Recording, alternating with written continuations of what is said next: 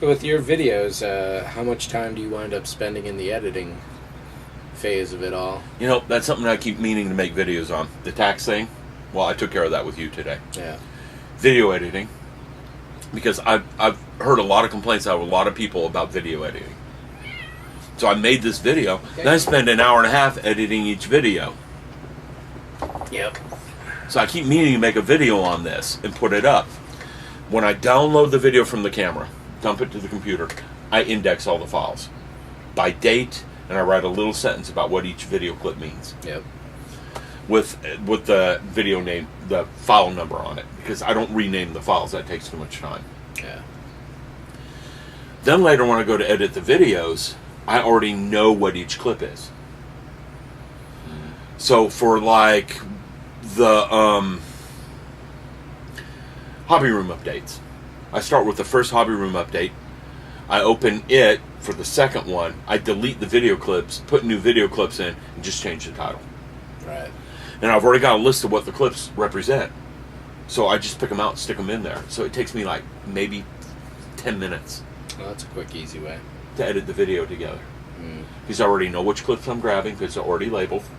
They're already labeled by subject. So under each date I have subheadings for subjects. So then you don't go into a single clip and cut out like You this or notice that, you or- notice today I keep starting and stopping the camera. Mm. Well, usually at the end of every clip, I will put, delete this clip. Don't use this. So I always play the last little bit of the clips when I'm indexing them, and I delete them. So the only ones I've kept are the ones I want to keep. Right. And I always start and stop the camera so I'm not doing a long, let's play this through for an hour and figure out where I want to cut it. Right.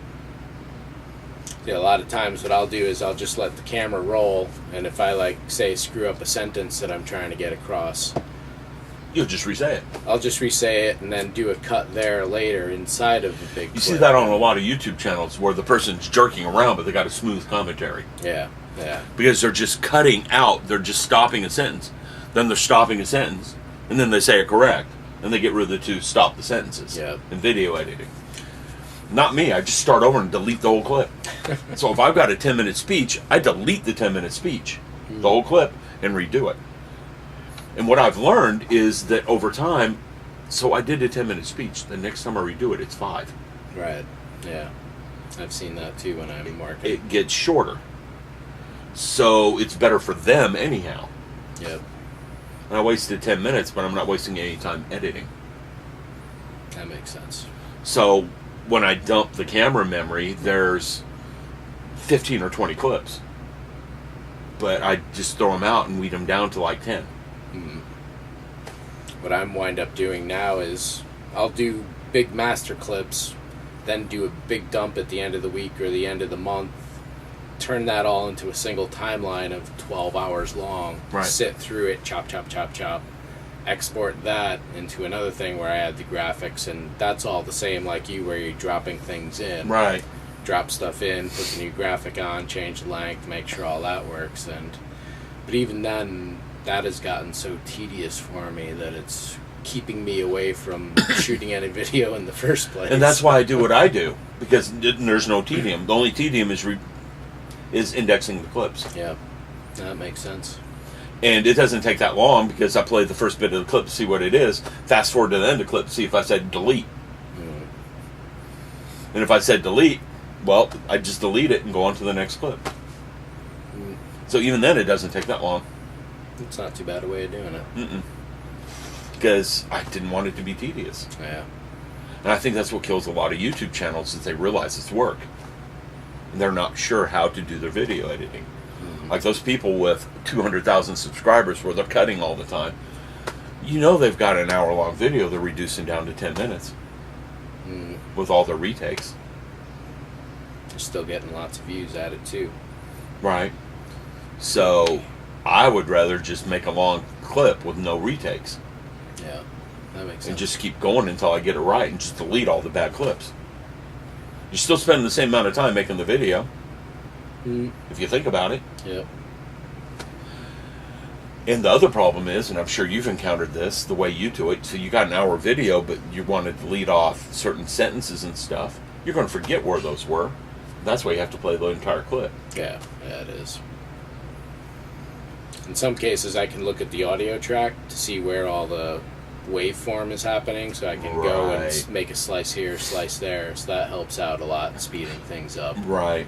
Then I kind of do this for a living, so it's interfering with the career thing where it's the hobby thing, and once you mix those two, it gets tough to do either. Right, I understand that. That's why I won't build models for commission. Yeah. I don't want to mix the two. Yeah. The YouTube thing where they pay me and I run around the country interviewing hobby shop people, I'm okay with that. Because that doesn't interfere with the hobby. It interferes with the vacation a little bit, but the wife sees the need. Yeah.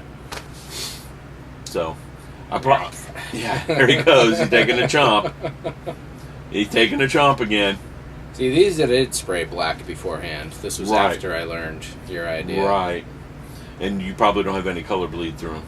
Nope. None at all. So that works well. And it tastes good too, doesn't it? I'm going to have to dump the video camera memory when we get home. Yeah. Back to the hotel room. Because we're making a long video. I will do this so everyone can see it. We'll videotape with this camera on there you go. Tom's green screen. And I will do a flip between the two videos when I edit this up so you guys can see this thing. This thing is not really a small camera. There we go. So that's low-end professional, essentially, for the size. Essentially, it is a low-end professional. And I bought it right before the 4K cameras came out. I'd rather have had a 4K camera. Yeah. Much rather have had a 4K camera. Not that I don't think 4K is going to catch on in the United States anytime soon. Well, it's IMAX size at that point. So essentially, True. that image you're doing is you could throw it on an 80-foot wall and have it look good. True. But the reason I don't think 4K is going to catch on is bandwidth. Yeah. Well, that's the other problem to it, too. It may have that quality, but it's that much more throughput that you got to account for. Right. The video for 4K takes, I think, 10 times more bandwidth than 1080p. Never mind the storage size on actually holding it on your drive. Exactly. And the video clips from that thing are eating up 3 terabytes of data already, and I have to get another 3 terabyte drive soon. Wow. So that's going to be a lot of fun. So even though like this camera here shoots at 1080, I always down-res that to 720 and keep those masters that I've cut simply because the storage is that much smaller and the quality is that much negligible between the two. I mean, there's definitely a difference between 1080 and 720, but for YouTube or anything like that... And I've never bothered with any of that. Yeah. I just keep it all in 1080. Mm-hmm. It's time. I don't want to spend the time. Yeah.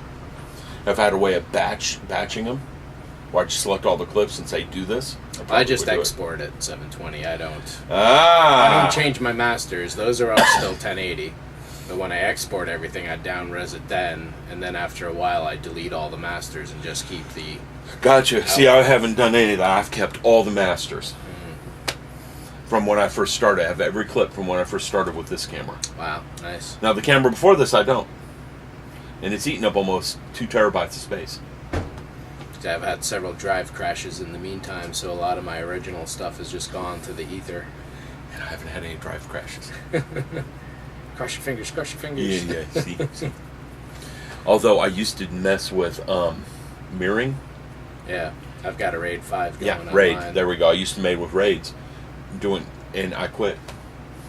Because I had a lot of problems with Microsoft Windows and the RAID arrays not working right.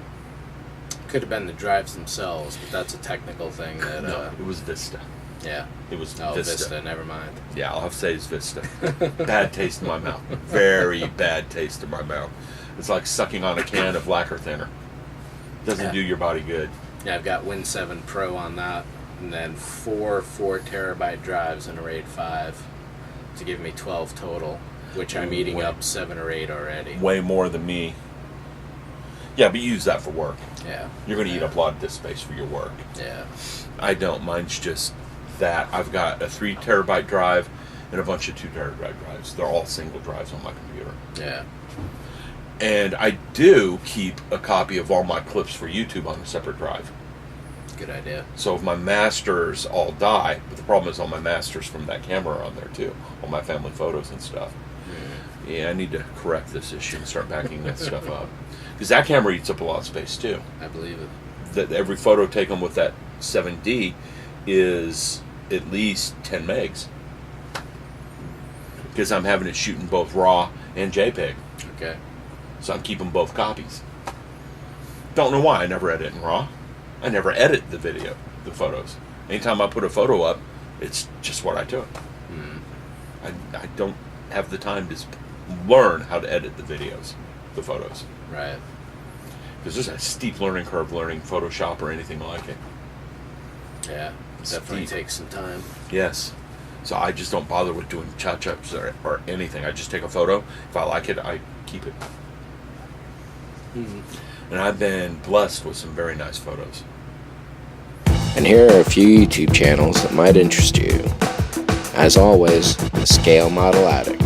Scott Gervan brings you his own work, and the Scale Model Addict Forum and Scale Model Addict Magazine. Dr. Faust's The Painting Clinic. Check out Tony for miniatures and model painting. What time is it? It's cranky time. With his lab rat Ori assistant Igor, Dr. Cranky brings you the best in rats, rods, and rust. Steve Neal's Garage with Rosie the Wonder Dog, Mary, and Xena, featuring feature film props, restorations, and scale model artistry. Scott Alexander of Atomic City Models, specializing in 2001: A Space Odyssey model recreations and a few other notable genre pieces as well. Braddock 001, whether a 1-to-1 scale Borg sleep station, droids of any make or model, or even popular superhero armor or any kind of sculpture, look to Brad Carpenter to bring it. And for the trials, tribulations, and tales of my car Red 2 and its droid lemons, check in on Gears McTinkerson. Bad Grendels for fine model work, timer chips, and electronics knowledge. The ModelManTom channel would like to thank the following for their sponsorship. Elliot Brown of Kingston Vacuum Works, featuring Fedoratron.com and WarmPlastic.com. Lighting for extraordinary modelers, and vacuforming tables for designers, modelers, and engineers. Kingston Vacuum Works covers it all. Paul at thefiberopticstore.com, now presenting the beta version of its new site, thefiberopticprojects.com. For an exceptional selection and great prices of fiber optics of all sizes and quantities, thefiberopticstore.com. Carpenter Creations. If you can dream it, you can make it. Brad and Carpenter, science fiction artistes. From full-scale Borg cubicles or droid displays of all kinds. Carpenter Creations. Steve Neal's Garage. Props and models for motion picture and discerning collectors, as well as prosthetic makeup and CG. Contact Steve through stevenealsgarage.com. Model reviews from Round 2 Models, AMT, MPC, Polar Lights, and Lindbergh. Scale Model Addict Magazine. Issue 3 now available. Issue number 4 is in the works. The Orbital Defense Engineering Commission, a 2001: A Space Odyssey specific forum for scale model kits, reviews, news, and discussion. Odec.proboards.com. More than just talk, hobbytalk.com, a forum for every hobby. And for the finest reference collection of feature film studio props and miniatures and models, Modelers, Miniatures, and Magic at modelermagic.com.